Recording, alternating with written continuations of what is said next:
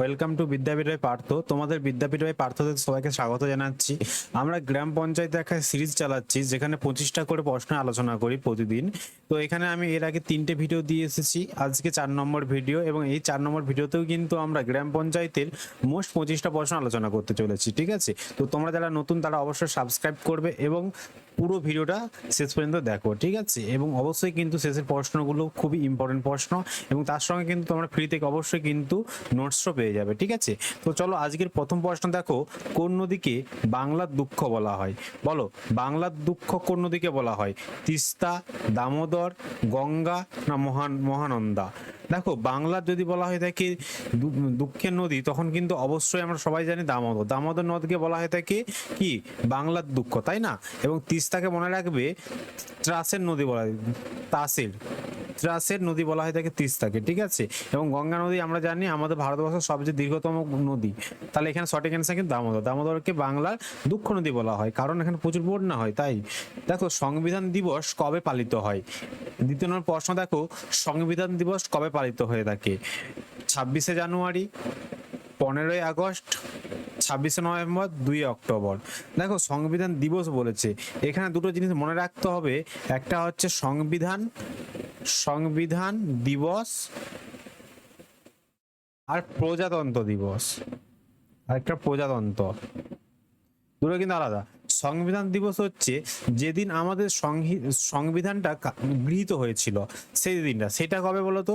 সংবিধান দিবসটা কিন্তু 26শে নভেম্বর হয়েছিল। 26শে নভেম্বর 1949 এই দিনে আমাদের সংবিধান কার্যকর বলছে গৃহীত হয়েছিল।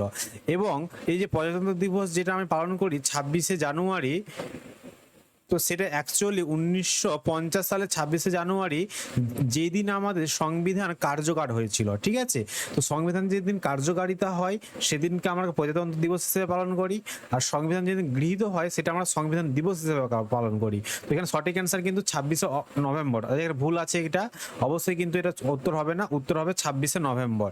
ঠিক আছে, 26শে নভেম্বর সঠিক অ্যান্সার। ওকে, আচ্ছা, ভারতের সংসদ কয়টি কক্ষ নিয়ে গঠিত? ভারতের সংসদের নাম কি? এই ভারতের সংসদ আমরা জানি পার্লামেন্ট যেটা, তো এটা কয়টি কক্ষ নিয়ে? 1টি, 2টি, 3টি না 4টি? দেখো, মনে রাখবে ভারতের যে সংসদ এটা কিন্তু দ্বিকক্ষ বিশিষ্ট। কতটা না দ্বিকক্ষ। প্রথম কক্ষ মানে একটা উচ্চ কক্ষ আর নিম্ন কক্ষ, আর একটা কি নিম্ন কক্ষ। তাহলে কি বললাম, একটা হচ্ছে উচ্চ কক্ষ আর একটা হচ্ছে নিম্ন কক্ষ। উচ্চ কক্ষের নাম কি হবে? উচ্চ কক্ষের নাম রাজ্যসভা, আর নিম্ন কক্ষের নাম কিন্তু লোকসভা।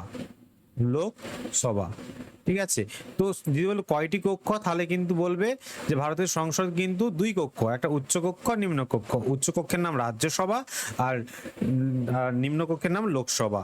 ঠিক আছে, এটা আমি ডিটেলসে আলোচনা করেছি আমার ভিডিওতে। সংবিধানে একটা ডিটেলসে ভিডিও আছে, তো তোমরা কিন্তু অবশ্যই সংবিধানের উপর যে ডিটেলসে ভিডিওগুলো আসতে চলেছে বা এসেছে সে ভিডিওগুলো দেখবে। সেখানে থিওরি পড়ানো হয়েছে, যেগুলো তোমরা পেড ব্যাচে পাও অন্য কোনো ইনস্টিটিউট থেকে, সেই তার থেকেও ভালো কন্টেন্ট তুমি কিন্তু এই আমার চ্যানেলে ফ্রিতে পেয়ে যাবে। ঠিক আছে, পুরো ফ্রিতে। তো সাবস্ক্রাইব করে রাখো, আমি কিন্তু ফ্রিতেই সেগুলো পড়িয়ে দেবো।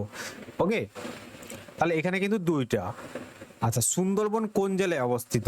দেখো, আমাদের গ্রুপ সি গ্রুপ ডির যে গ্রুপ সি বলছি, এই পঞ্চায়েতের পরীক্ষা কিন্তু খুব একটা আহামরি খুব টাফ পরীক্ষা, মানে টাফ প্রশ্ন হয় না, কিন্তু সাধারণ প্রশ্ন হয়, কিন্তু সেগুলোই মানুষের ভুল করে দেয়, তাই না? তো এই সুন্দরবন কোন জেলায় অবস্থিত? বলো, সুন্দরবন পূর্ব বর্ধমানে, দার্জিলিংয়ে, দক্ষিণ 24 পরগনা, নদিয়া?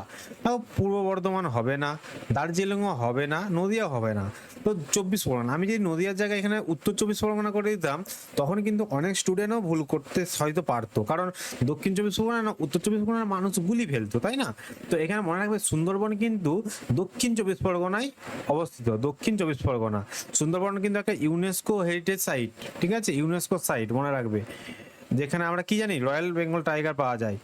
5 নম্বর প্রশ্ন দেখো, ভারতের মুদ্রার নাম কি? আমরা তো সবাই বাংলাতে কি বলি? টাকা, তাই না? টাকা কিন্তু আমাদের ভারতীয় নয়, টাকাটা কিন্তু বাংলাদেশে বলা হয়, বাংলাদেশ। তো বাংলাদেশের হচ্ছে মুদ্রার নাম কিন্তু টাকা। তাহলে আমাদের কি ভারতের কিন্তু অবশ্যই মনে রাখবে রুপি। ঠিক আছে, রুপি। ভারতের রুপি, ডলার হচ্ছে মার্কিন যুক্তরাষ্ট্র এগুলোনের। ওকে, তাহলে এখানে সঠিক অ্যান্সার কিন্তু রুপি। 6 নম্বর প্রশ্ন দেখো, ভিটামিন সি এর অভাবে কোন রোগ হয়? বলো, ভিটামিন সি এর অভাবে কি রাতকানা হয়? রাতকানা, স্কারভি, না বেরিবেরি, না রিকেট, কোন রোগ হয় ভিটামিন সি এর অভাবে? তোমাদের কিন্তু এই রকমই প্রশ্ন আসবে পরীক্ষায়, ঠিক আছে? সাধারণ প্রশ্ন কিন্তু ভুল করে আসবে, তো তার জন্য কিন্তু তোমাদেরকে অবশ্যই ভালো করে কনসেন্ট্রেট দিয়ে দেখতে হবে ভিডিও। তো অবশ্যই সঠিক অ্যান্সার কিন্তু হবে কি বলতো, স্কারভি, ঠিক আছে? ভিটামিন সি এর যদি অভাব হয় আমাদের শরীরে, তখন কিন্তু আমাদের শরীরে কার্ভি রোগ দেখা যায়। এই দেখো ইউনেস্কো, বলতে বলতে আসলো না, ইউনেস্কো, ইউনেস্কোর সদর দপ্তর কোথায়? UNESCO London, Paris, new York, না হচ্ছে দিল্লি? ইউনেস্কো সদর দপ্তর কোথায় আছে? প্যারিসে রয়েছে, ঠিক আছে? এই ইউনেস্কোর ফুল ফর্ম অনেক ক্ষেত্রে পরীক্ষায় চলে আসে, মানে পরীক্ষায় ফুল ফর্মটা কমই আসে, কিন্তু ইউনেস্কো কত সালে ভারতে প্রথম হচ্ছে তোমার হেরিটেজ সাইটের ঘোষণা করেছিল, এগুলো আছে ইউনেস্কো সদর দপ্তর। তো ইউনাইটেডের, ইউনেস্কোর আমি পুরো নামটা বলে দিচ্ছি একবার মনে রাখো, United Nation Educational Scientific Cultural of Organization, ঠিক আছে? তো ইউনেস্কোর এতগুলোর উপরে কাজ করে, কি কি না, এডুকেশনের উপরে কাজ করে, সায়েন্স, কালচার এবং অর্গানাইজেশন, এই সমস্ত উপরে কিন্তু ইউনেস্কো কাজ করে থাকে, ঠিক আছে? আচ্ছা, 8 নম্বর প্রশ্ন দেখো, গ্যাসীয় গ্রহ কোনটা? গ্যাসীয় গ্রহ খুবই একটা ইম্পর্টেন্ট প্রশ্ন, পৃথিবী, মঙ্গল, বৃহস্পতি, না বুধ?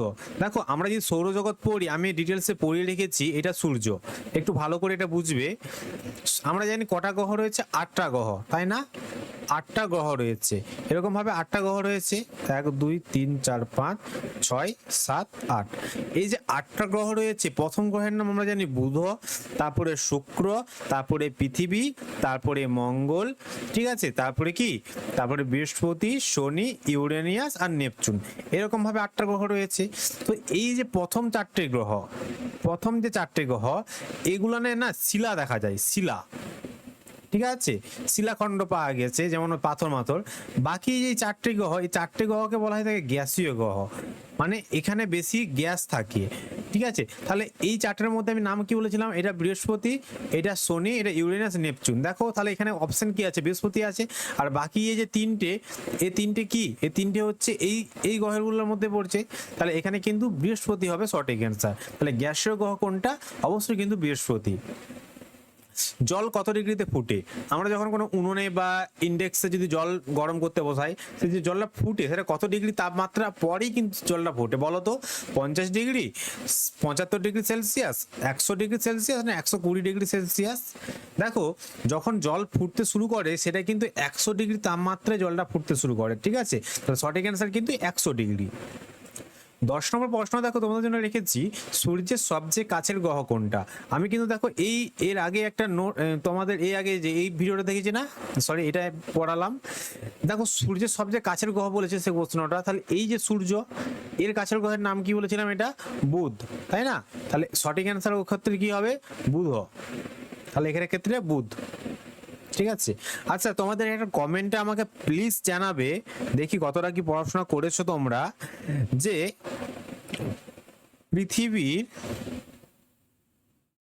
পৃথিবীর যমজ গ্রহ কাকে বলা হয়?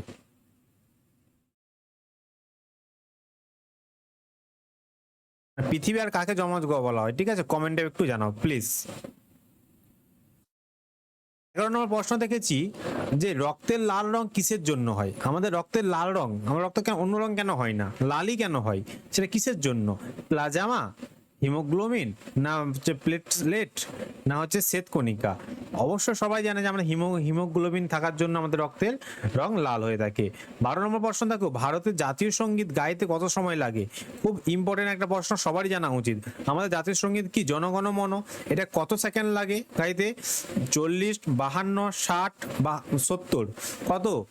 দেখো ভারতের জাতীয় সঙ্গীত গাইতে সময় লাগে কিন্তু অবশ্যই 52 সেকেন্ড। কত বললাম? 52 সেকেন্ড, ঠিক আছে? আচ্ছা, অক্সিজেনের রাসায়নিক সংকেত কি? অক্সিজেনের সংকেত কি? ও, ও এক্স, ও টু, না ও এম? এটা একদম সবাই পারবে যে অক্সিজেনের সংকেত আমরা জানি ও টু, ঠিক আছে? ও টু। 14 নম্বর প্রশ্ন দেখো, কোনটি নবায়নযোগ্য শক্তি? নবায়নযোগ্য, কয়লা, পেট্রোল, সৌরশক্তি, না ডিজেল? বলো কোনটা? সৌরশক্তি, নবায়ন বলতে মানে আমরা যেটা নতুন শক্তি পাওয়া যায় বারবার ফিরে, ঠিক আছে, সেটা মানে যেটা ফুরোয় না, যে শক্তিটা। করো বা মরো, বা যেটাকে হিন্দিতে বলে কারেঙ্গে অর মারেঙ্গে, এই যে স্লোগানটি এটা কে দিয়েছিলেন, ঠিক আছে। আচ্ছা তোমাদেরকে একটা বলছি যে স্লোগানটা কে দিয়েছিলেন এবং কোন আন্দোলনের সময় দিয়েছিলেন, কোন আন্দোলনে দিয়েছিলেন, বলো একটু, কোন আন্দোলন দিয়েছিলেন। দেখো এই করো বা মরো এই স্লোগানটা কিন্তু মহাত্মা গান্ধী দিয়েছিলেন। কোন আন্দোলন দিয়েছিলেন বলো তো?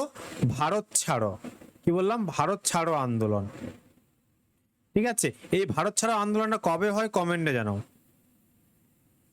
কমেন্ট প্লিজ, কবে হয় ভারত ছাড়ো আন্দোলন। 16 নম্বর প্রশ্ন দেখো, কোন গ্রহকে লাল গ্রহ বলা হয়? কোন গ্রহকে লাল গ্রহ বলা হয়? বৃহস্পতি, শনি, মঙ্গল না বুধ? মঙ্গল গ্রহকে কিন্তু লাল গ্রহ বলা হয় থাকে, ঠিক আছে। আচ্ছা সবচেয়ে উষ্ণতম গ্রহের নাম কি বলো তো? কমেন্টে জানাবে। গীতাঞ্জলি গ্রন্থের রচয়িতা কে? বলো, খুব ইম্পর্টেন্ট একটা প্রশ্ন। গীতাঞ্জলি গ্রন্থের রচয়িতা কে? বঙ্কিমচন্দ্র চট্টোপাধ্যায়, রবীন্দ্রনাথ ঠাকুর, নজরুল ইসলাম না শরৎচন্দ্র চট্টোপাধ্যায়? গীতাঞ্জলি গ্রন্থটার রচয়িতা কে ছিলেন? অবশ্যই যার জন্য তিনি নোবেল পুরস্কার পান 1913 সালে। তো কে পেয়েছিল ভারতের প্রথম নোবেল? রবীন্দ্রনাথ ঠাকুর। তাহলে সঠিক অ্যান্সার হবে রবীন্দ্রনাথ ঠাকুর। ওকে, 18 নম্বর প্রশ্ন দেখো তোমাদের জন্য লিখেছি, কোন যন্ত্র দিয়ে ভূমিকম্প মাপা হয়? ব্যারোমিটার, থার্মোমিটার, সিসমোগ্রাফ না অল্টিমিটার? বলো, ভূমিকম্প যে হয়েছে কতটা হয়েছে সেটা কিসের মাপা মানে কিসের মাধ্যমে মাপা হয়, কোন যন্ত্রে? অবশ্যই কিন্তু সিসমোগ্রাফ, ঠিক আছে। আচ্ছা বলে রাখি, এই নোটসটা যদি তোমরা ফ্রিতে পেতে চাও অবশ্যই কিন্তু আমার টেলিগ্রাম চ্যানেল বা তোমার হোয়াটসঅ্যাপ গ্রুপে জয়েন হয়ে যাও। দেখো হোয়াটসঅ্যাপ নাম্বার নিচে দেওয়া আছে 9475909767, এই নাম্বারে তোমরা হাই লিখে পাঠাও বা সরাসরি গ্রুপে জয়েন হয়ে যেতে পারো, আর বা টেলিগ্রাম বিদ্যাপীঠ পার্থ বলে সার্চ করতে পারো, বা আমি ডিসক্রিপশন বক্সে লিঙ্ক দিয়ে দিচ্ছি, সেখান থেকে সরাসরি ক্লিক করে দাও, সরাসরি সেখানে চলে যাবে, ঠিক আছে। ভিটামিন ডি এর অভাবে কোন রোগ হয় বলো বাবু? স্কারভি, রিকেট, বেরি না অ্যানিমিয়া? বলো তো ভিটামিন ডি এর অভাবে কোন রোগ হয়? দেখো ভিটামিন ডি এর অভাবে কিন্তু অবশ্যই কিন্তু রিকেট রোগ হয়ে থাকে, তাই না? রিকেট রোগ আমাদের হয়ে থাকে। আচ্ছা, ভারতের সংবিধানে মৌলিক অধিকার কটা?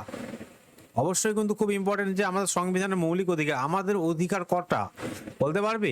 4টা, 5টা, 6টা, 7টা? আমি সংবিধানের ডিটেলস ক্লাস আনছি কাল থেকে নয়, শনিবার থেকে সংবিধানের উপর সমস্ত ক্লাস ডিটেলসে আসবে, এবং হিস্টোরি অ্যান্ড জিওগ্রাফি, ঠিক আছে, জিওগ্রাফি। তো এর উপর আমি কিন্তু থিওরি বেস কি বলবো, থিওরি বেস পড়া নিয়ে আসছি কাল থেকে, শনিবার থেকে। তো তোমরা কিন্তু অবশ্যই দেখতে ভুলবে না, এখানে আমরা পাই টু বাই থিওরি ধরে আলোচনা করব, ঠিক আছে। আমি অলরেডি কিন্তু কিছু থিওরি বেস ক্লাস দিয়েছি, সেগুলো তোমরা দেখো, এবং আমার শনিবার থেকে কিন্তু এই ক্লাসগুলো থিওরি বেস পড়াবো। তোমরা জানো যে আমরা যদি থিওরি পড়ি তাহলে কিন্তু অবশ্যই আমাদের কোনো সমস্যাই হবে না পরীক্ষার ক্ষেত্রে, তাই না? তো অবশ্যই থিওরি পড়া উচিত আগে। তো থিওরি প্লাস এমসিকিউ যদি পড়ো তাহলে তুমি অনেক স্ট্রং হয়ে যাবে। তো চলো, ভারতের মৌলিক অধিকার কটা আছে? 6টা, বর্তমানে 6টা, কিন্তু আগে ছিল 7টা, ঠিক আছে, সম্পত্তি অধিকারকে বাদ দেওয়া হয়েছিল। তো আমরা ডিটেলস ক্লাসে অবশ্যই কিন্তু পড়বো এগুলো। কোন রাজ্যকে মশলা, তালবস্য হবে না, এটা তালবস্য হয়, দন্তস্ব হয় না, মশলা উদ্যান বলা হয়? তামিলনাড়ু, কেরালা, পাঞ্জাব, রাজস্থান? মশলা উদ্যান কাকে বলা হয় ভারতের? অবশ্যই কিন্তু কেরালা। আচ্ছা কেরালার কিন্তু বর্তমানে নাম পরিবর্তন হয়েছে, কেরালার নাম পরিবর্তন হয়েছে কেরালাম, মানে যুক্ত করে দাও, কেরালাম। 22 নম্বর প্রশ্ন, কোন ধাতু সবচেয়ে হালকা? লোহা, অ্যালুমিনিয়াম, লিথিয়াম, তামা? বলো কোন ধাতু সবচেয়ে হালকা? দেখো সবচেয়ে হালকা ধাতুর কথা বললে কিন্তু অবশ্যই কিন্তু লিথিয়ামের চেয়ে বেশি হালকা হয় না কেউ। ভারতের প্রথম মহিলা গভর্নর কে ছিলেন? মানে রাজ্যপাল বলতে চাইছে, এটা রাজ্যপাল। প্রথম মহিলা রাজ্যপাল কে ছিল? সরোজিনী নাইডু, প্রতিভা পাটিল, ইন্দিরা গান্ধী, সুচেতা কৃপানিলি? ভারতের প্রথম মহিলা গভর্নর যিনি ছিলেন তার নাম কিন্তু কি? সরোজিনী নাইডু, ঠিক আছে, সরোজিনী নাইডু উত্তরপ্রদেশের গভর্নর হয়েছিলেন। এটাও 23, এটাও 23, সরি। আচ্ছা আচ্ছা চলো একটা এক্সট্রা কোশ্চেন চলে আসে, কিছু হবে না। ভারতের প্রথম লোকসভা নির্বাচন হয় কবে? এই তো দাগ দিয়ে দেখছি 1951 থেকে 52 সালে প্রথম লোকসভা নির্বাচন করা হয়েছিল, ঠিক আছে। আচ্ছা এই যে লোকসভা, এই লোকসভার কার্যকালের মেয়াদ কত থাকে?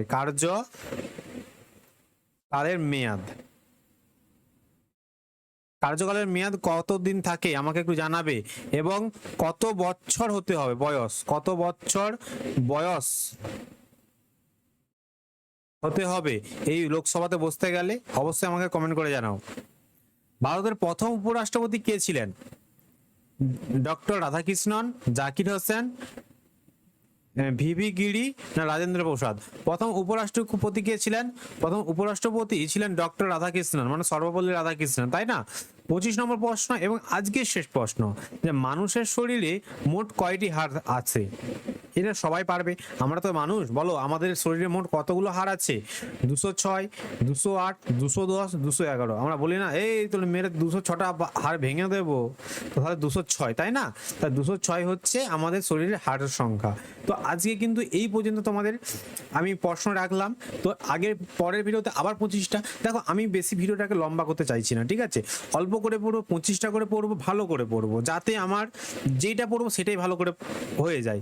তো অবশ্যই তোমরা কিন্তু সাবস্ক্রাইব করতে ভুলবে না আমার চ্যানেলকে, এবং দেখো 9475909767 এই নাম্বারে জয়েন হয়ে যাও, এবং বা টেলিগ্রামে জয়েন হতে পারো, আমি সেখানে তোমাকে সব নোটস দিয়ে দেবো, ঠিক আছে? তো চলো প্রিপারেশন ভালো করে নাও। জয় হিন্দ, জয় ভারত।